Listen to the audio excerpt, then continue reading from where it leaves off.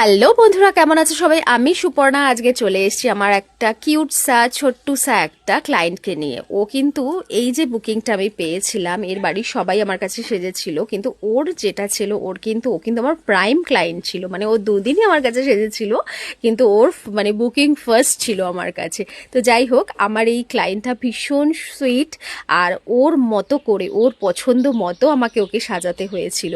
মানে ও যেভাবে যেভাবে যেভাবে আমাকে বলে দিয়েছিল সেভাবেই আমাকে ওকে সাজাতে হয়েছিল। ও যে স্টাইলে শাড়ি পরবে টোটালটাই ও নিজে থেকে বলেছিল যে আন্টি আমাকে এভাবে করবে, আর ও আন্টিকে কিন্তু ভীষণ কোঅপারেট করেছিল। মানে she is not naughty child, she is very calm and quite type of.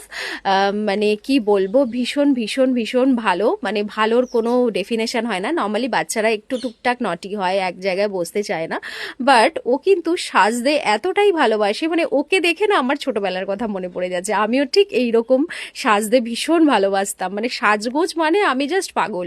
মানে ওর মধ্যে সেই জিনিসটা আমি দেখতে পেয়েছিলাম। তো যাই হোক, আমি ওকে খুব মজা করে সাজিয়েছিলাম। তো তোমাদের ওকে কেমন লেগেছে অবশ্যই জানাবে কিন্তু বন্ধুরা। এখনের মতো তাহলে টাটা।